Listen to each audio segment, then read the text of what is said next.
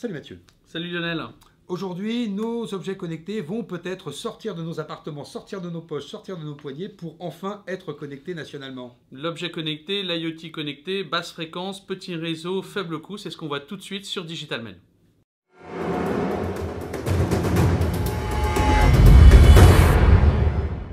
Salut Lionel. Salut Mathieu. Eh bien bonjour à tous, bienvenue pour cette nouvelle vidéo. On parle d'IoT ce matin, on parle d'objets connectés, on parle de réseau machine-to-machine, longue portée, courte portée, des choses passionnantes. Alors Lionel, de quoi parle-t-on vraiment? Eh bien on parle de LoRa, on parle de Sigfox, ce sont des noms qui commencent à circuler parce que des grands opérateurs se mettent à déployer ces réseaux. Plus particulièrement, ce sont des réseaux dont le petit nom sympathique s'appelle LPWA. Oh. Alors LPWA, ça veut dire Low Power Wide Area, donc faible puissance et large zone. Oui.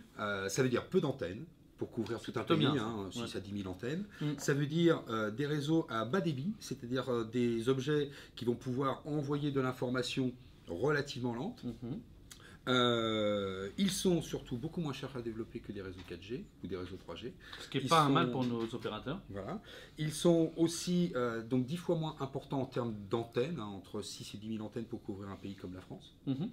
Et ces réseaux, eh bien, aujourd'hui, on a à l'origine deux sociétés françaises, une Cycléo qui était une société grenobloise qui a été rachetée par Semtech en 2012, des Américains, qui a fondé finalement l'alliance LoRa, et donc c'est cette technologie LoRa, LoRa Long Range, voilà. Ça, on sait pourquoi on l'appelle comme ça, et pas Buzzword. voilà, et pas en référence avec une célèbre personne d'un chanteur français.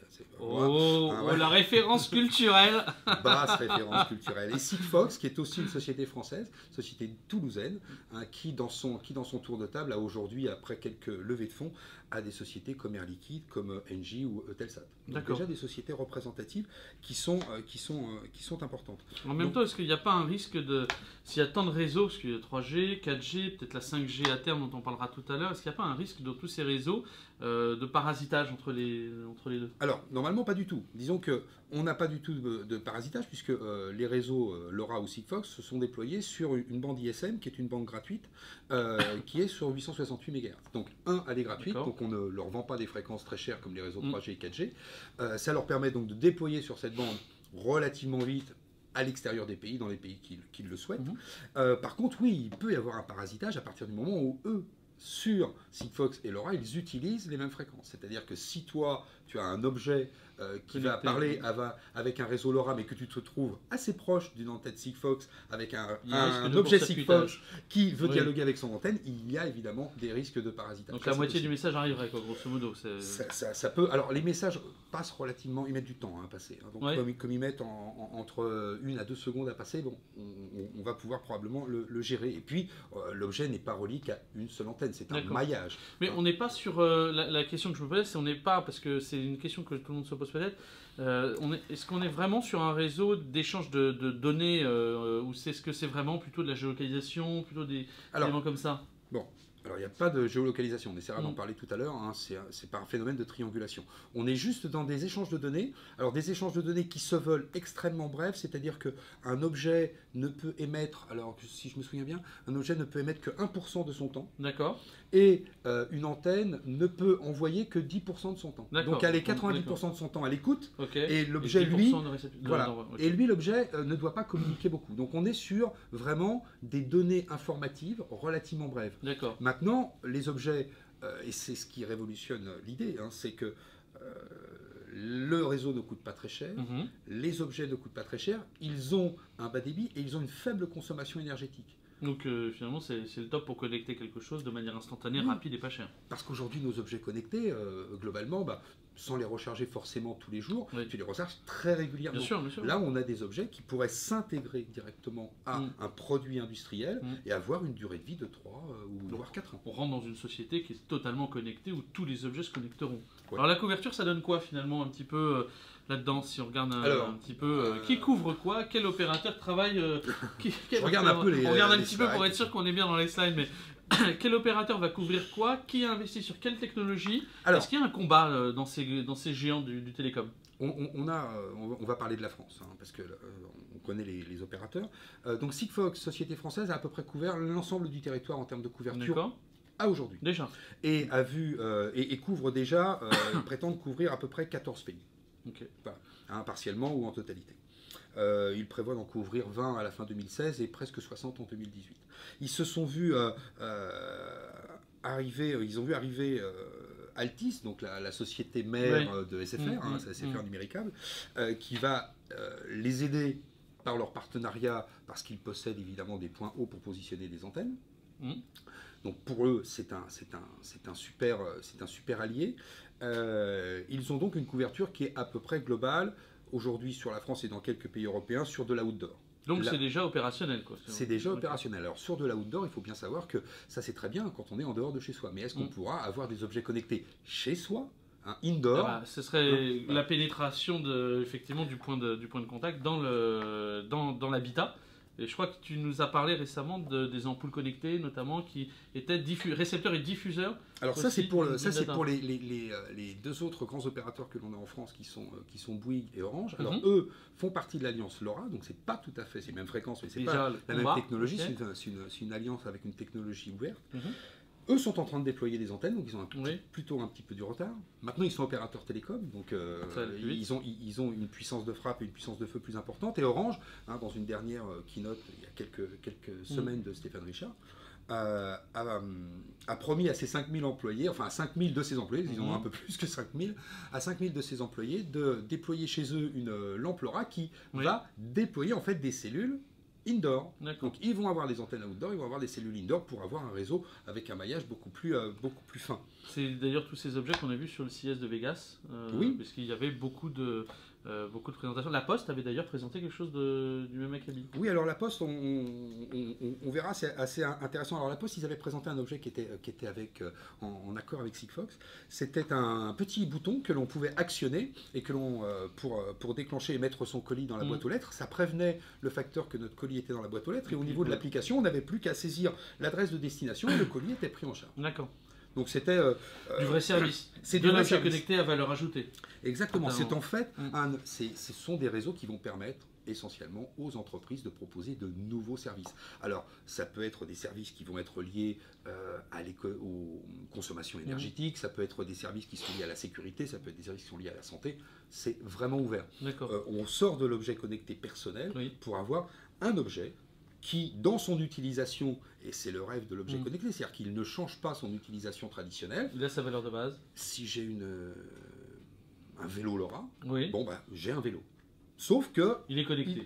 Il est connecté et probablement on peut savoir où il est, on sait si on me l'a volé dans le parking. On sait combien de temps on a roulé, à la vitesse, plein d'informations. On peut savoir quelques petites choses. Alors, sans contrainte, c'est ça l'avantage, c'est-à-dire qu'on n'est pas en surcharge d'application, en surcharge d'avoir la nécessité d'avoir de la puissance énergétique pour pouvoir le recharger. Enfin, on se libère de toute contrainte, il est connecté par défaut. Disons que le fait d'avoir cette faible consommation, tu oublies que tu as un objet connecté puisque tu ne le recharges pas. Qu'est-ce qui vous fait penser tous les jours à votre smartphone?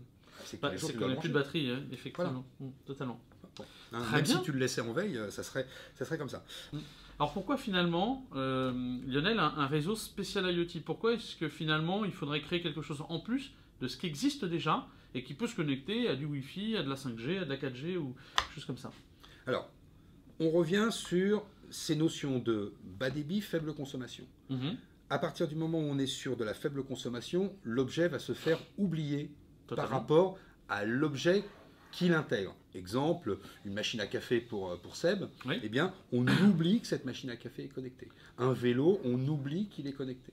Alors ça, c'est intéressant parce qu'à partir du moment où on l'oublie, qu'on n'a pas besoin de le brancher à une application dédiée sur notre smartphone ou sur notre réseau Wi-Fi. À partir du moment où on a des contraintes, on perd ces contraintes. Et ça, c'est très intéressant. Et surtout, ça va proposer aux entreprises la possibilité d'offrir un service de bout en bout. J'offre le vélo.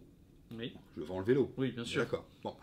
Mais j'offre le vélo et le service de localisation ou le service d'usage ou le service qui va nous donner le nombre de kilomètres que Bien l'on a fait sûr. avec, etc., etc. Ce qui peut être intéressant notamment sur des enseignes comme Decathlon, comme Oui. tout revendeur sportwear qui pourrait adapter ce genre de... Enfin, connecter l'ensemble de ses produits sans avoir de contraintes technologiques fortes ni importantes Mais à mettre alors, en place. alors bon, là, le vélo, on est touché par le vélo, mais on peut donner un autre exemple. Par exemple, l'Air Liquide. Alors, l'Air Liquide, Oui. je te l'ai dit tout à l'heure, hein, ils sont partenaires de Sigfox. Air Liquide déploie dans les hôpitaux des bouteilles d'oxygène. Oui. Mais il ne déploie pas 2 bouteilles d'oxygène, il déploie des centaines de Centaines bouteilles d'oxygène. Eh bien, à partir du moment où la bouteille d'oxygène est connectée, on va savoir où elle est. Bien Parce sûr. que ça paraît stupide, mais dans un hôpital de taille comme l'hôpital Pompidou à Paris, eh bien, on a des centaines de bouteilles, et puis on les met dans une chambre, et puis on ne sait plus qu'on l'a mis dans cette chambre, etc., etc. On ne sait plus si elle est vide ou pas vide. Et donc, d'un seul coup, eh bien, il y a un service de gestion de parc, Qui est à la beaucoup fois plus de facile, localisation, qui est totalement. beaucoup plus facile. Ça va être génial pour Carrefour et les chariots. Ça peut être génial pour Carrefour et les chariots. Alors, un autre exemple qui peut être intéressant, par exemple, tu as vu autour de chez toi, tu as quelques chantiers de construction. Oui. Alors, il y a des baraques de chantier. Les Exactement. baraques de chantier, même si on est en période vigipirate, on n'a pas forcément un vigile devant toute la nuit. Non. Bon, on peut avoir une porte de baraque de chantier avec un capteur LoRa ou Sigfox. Et ce serait la baraque de chantier. Elle est Laura. connectée, Voilà. ça veut dire que la nuit, j'ai un système de sécurité qui peut très facilement me dire si la baraque de chantier a été ouverte. Totalement, ce qui permet effectivement de connecter avec beaucoup de valeur, avec beaucoup de facilité, Voilà. sans contraintes technologiques fortes, tous les outils et tous les objets du quotidien que l'on peut utiliser, ce qui est assez intéressant. Alors par contre, est-ce que ça coûte cher ça finalement? Parce que à force de tout connecter, au bout d'un moment, on va se retrouver avec des réseaux, on va se retrouver avec des objets. Est-ce que ça coûte cher cette connexion que l'on peut retrouver aujourd'hui? C'est-à-dire pour quel coût? Ah, pour Quelle quel coup transition de fou! Pour quel coup? Alors, comme déployer le réseau est relativement peu coûteux, Oui, comme la fréquence est gratuite. oui. Bon. Non, l'op- c'est gratuit. L'opérateur, alors on a un autre acteur français qui est Arcos, qui est très Ouais. connu dans le monde du hardware, qui déploie des microcellules. Alors, il est sur une technologie LoRa, mais qui ne sera pas compatible avec la technologie LoRa de Bouygues et de Orange. Mais eux, par contre, ont déjà avancé une idée de prix. Alors, une idée de prix, par exemple, pour un objet, ça serait l'équivalent à peu près d'1 € par an. Donc, tu imagines, tu achètes ton vélo chez Decathlon, tu as 3 ans d'autonomie. Oui. Ça va coûter 3 € en plus du prix du vélo. C'est négligeable, Ouais, c'est intégré anecdotique. dedans, je En pense fait, qu'on peut- c'est un produit qui devient un produit industriel. Aujourd'hui, nos objets connectés sont des produits que l'on trouve Onéreux. high-tech, fun, etc. Qui se connecte à des réseaux en plus très lourds. Oui, et alors que là, on va arriver avec des produits industriels, avec une véritable offre industrielle. Les entreprises, alors bon, on a donné quelques exemples, mais là, l'imagination... Bien on sûr, comprend, hein, c'est-à-dire qu'il n'y a plus aucune limite. Tout objet est connectable potentiellement en préservant sa valeur originelle. C'est Oui. plutôt effectivement intéressant. Alors, tu nous as donné le coût, tu nous as donné plein d'informations sur les réseaux, sur les technologies, sur la portée. Maintenant, je voudrais finir sur un aspect qui est quand même ce problème qu'on a abordé sur une précédente vidéo qui était l'interopérabilité, solution ou chimère, que je vous invite à regarder. On vous mettra le lien en bas de cette vidéo. Est-ce que finalement, il n'y a pas un souci à terme de standardisation de ces différentes technologies? Est-ce que c'est pas quelque chose qui est morné finalement au regard de la 5G qui pénètre aujourd'hui très clairement le marché? Alors, bon, la 5G, elle est en cours d'élaboration. Oui, Hein, on parle d'horizon c'est lent. 2000. On parle de l'horizon 2020 hein, pour la 5G. Alors, revenons en détail. On a l'Alliance LoRa, on a Sigfox, puisque c'est d'eux dont on parle aujourd'hui. On est sur des standards qui sont légèrement différents et non compatibles. Mhm.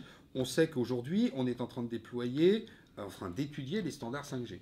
Standards 5G qui vont nous permettre de véhiculer beaucoup de données, Mhm. mais qui vont aussi permettre d'intégrer ce transfert de données bas débit. Oui. Alors, dans le standard 5G, quel standard allons-nous adopter? Quels standards vont-ils adopter? S'ils adoptent le standard Sigfox ou s'ils adoptent Oui. le standard LoRa, eh bien, les objets seront compatibles avec la 5G. On pourra continuer à avoir ce type d'objet. Alors, dans l'ensemble, qu'est-ce que l'on peut dire? On va avoir des réseaux qui sont en place aujourd'hui ou qui vont être en place très prochainement puisqu'on annonce la fin 2016. Oui. Et la 5G, c'est un début de déploiement probablement 2020. Donc, il n'y a pas d'obsolescence très rapidement programmée, puisqu'on parle d'objets qui pourraient avoir Une durée de vie, une durée de bien vie sûr, relativement courte. Mais par contre, on sait que ce système de transmission bas débit sera probablement intégré à la 5G, peut-être avec le standard développé par Sigfox, peut-être avec le standard développé par LoRa. Et là, à ce moment-là, ça sera des objets connectés qui seront demain connectés à la 5G, c'est-à-dire surtout avec un faible coût. Toute la problématique, c'est le coût de la connexion et le coût du déploiement des objets. Aujourd'hui, ça coûte très cher de connecter un objet à un réseau 3G ou 4G. Alors à cause, du déploiement, du coût pour les opérateurs et du coût d'entretien de ces multitudes d'antennes. Là, on a peu d'antennes, etc., etc. Donc finalement, à terme, c'est peut-être l'avenir des réseaux un peu moins puissants, un peu mieux répartis. C'est-à-dire qu'à partir du moment où la 5G s'intéresse au réseau bas débit, on pourra intégrer des objets connectés à la 5G. Totalement. Voilà. Et là, ça devient quelque chose d'intéressant. Alors ton avis, finalement, au final, c'est quoi? Dire, si on devait finir sur quelques mots de la fin, est-ce que c'est quelque chose de bien? Est-ce que c'est quelque chose qu'il faut pousser? Est-ce qu'il faut encourager plutôt un standard fermé ou en l'occurrence privilégier le standard ouvert? C'est quoi ton avis d'expert dessus?